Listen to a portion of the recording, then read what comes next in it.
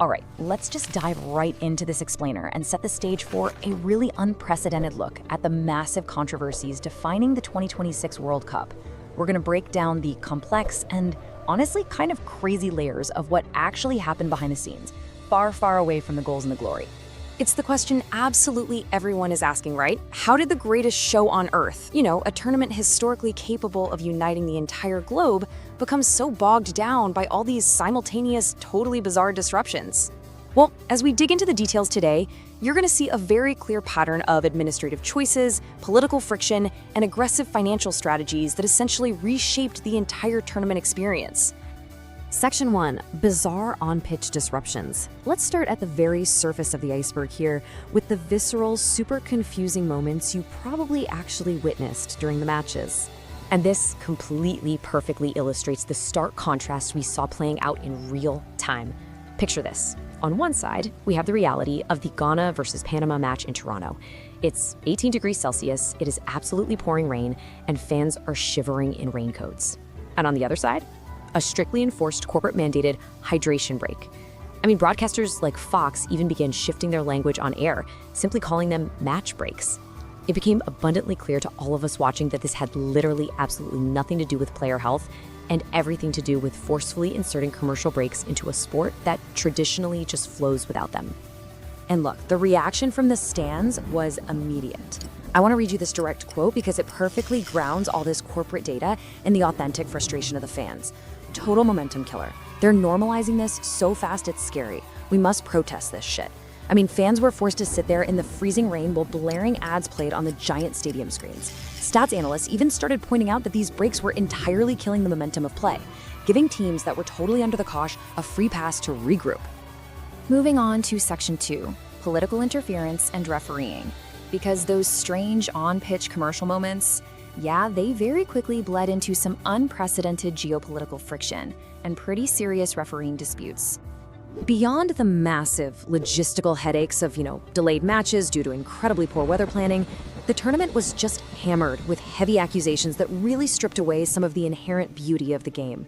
Fans and analysts were widely pointing to a perceived referee bias, basically suggesting that the officiating was unfairly protecting traditional footballing giants like Argentina and Brazil. But honestly, perhaps the most jarring disruption involved disciplinary action, specifically U.S. striker Folarin Balogun somehow managing to play in a subsequent match despite receiving a red card. He essentially bypassed the standard suspension protocols entirely. Which brings us to this highly, highly unusual claim. According to reports, President Donald Trump claimed that he directly called to intervene in that exact Folarin Balogun red card ruling. Now, regardless of where you sit politically, we can all agree that the introduction of a head of state allegedly intervening in a standard on-pitch disciplinary matter is just virtually unheard of in modern World Cup history. But, actions have reactions. This specific alleged political intervention sparked severe, widespread backlash across the entire international community. It was just so incredibly jarring to the established rules of the game that it actually pushed nations like Norway toward filing a formal FIFA ethics complaint. The global consensus has literally always been that football operates completely independently of government interference. And, this moment severely tested that absolute boundary. Okay, Section 3, the ticket price crisis. Let's submerge just below the surface of the tournament operations and explore the business squeeze that alienated so many everyday, die-hard supporters. To really understand the ticketing crisis, we have to look at this fundamental shift in FIFA's operational strategy. Critics note that FIFA aggressively pivoted from a European sports model where, football is treated as having inherent public and community value to a strictly American sports model. This is an aggressively commodified approach to the sports business, and this shift perfectly explains why this specific tournament felt fundamentally different and just significantly more corporate to the longtime fans who traveled from all across the globe. I really want to emphasize this quote from The Independent because it totally hits the nail on the head regarding the real danger of this commodification. If you price out those actually passionate about it, they lose interest, the World Cup becomes two-tier. By attempting to treat the World Cup like it's a Super Bowl, organizers seriously risked abandoning the foundational, working-class fans of the sport, the very people who actually generate the stadium atmosphere that makes the tournament so magical in the first place. And the specific reality of that shift? Staggering. fans were facing sky-high dynamic pricing, with some absolutely basic group stage tickets like Canada versus Qatar costing upwards of 3,000 Canadian dollars. We are literally talking about everyday fans being asked to spend a month's salary for a single 90-minute match. And the direct consequence of this hyper-aggressive pricing strategy was something FIFA rarely, if ever, sees: unexpectedly empty stadium seats at major primetime matches. Section 4. Host cities bear the cost. So the really crucial point here is understanding the hidden financial dynamics between the tournament organizers and the local hosts. Like, how did the money actually flow? Well, it started with a massive institutional move. For the very first time, FIFA completely abolished local organizing committees. They basically seized complete centralized control over all operations, making sure they kept almost all the revenue, right down to the parking fees. By cutting out local bodies, including completely excluding US soccer, they entirely ignored local nuances and logistical insights, and that directly led to so many of the administrative disasters and scheduling conflicts we saw popping up throughout the whole tournament. $11 billion. Let that sink in. This is the staggering, record-breaking revenue projection that FIFA expects to pull in from this tournament. It's $4 billion more than they made in Qatar.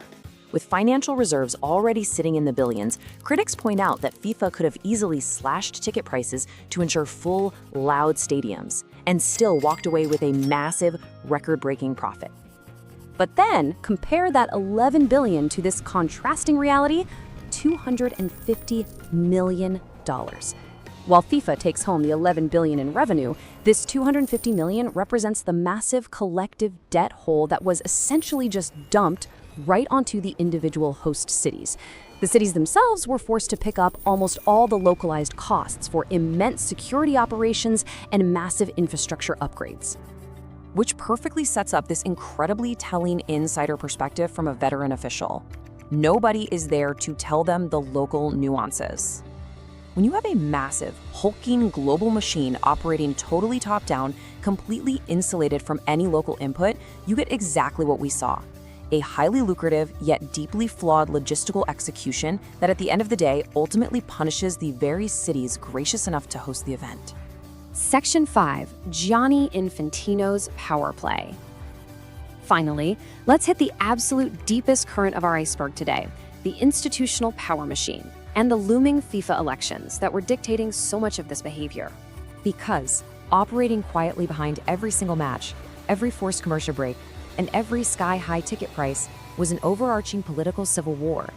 FIFA President Gianni Infantino was actively navigating extreme geopolitical friction to consolidate his power and secure an unprecedented fourth term in office, despite facing really intense pushback regarding term limits. The battle lines in world football right now, they are clearly drawn. On the one side, we have Infantino's staunch supporters, the South American Federation CONMEBOL, the African Federation CAF, and a really vast array of developing nations.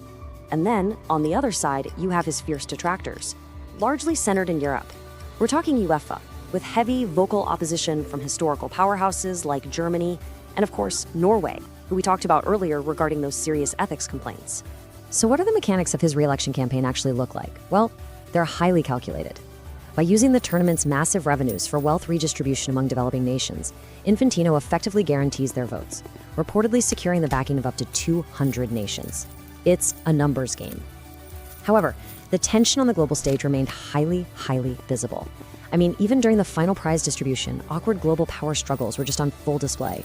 Notably, there was that incident where Donald Trump visibly pushed Infantino on the podium while they were posing for photos.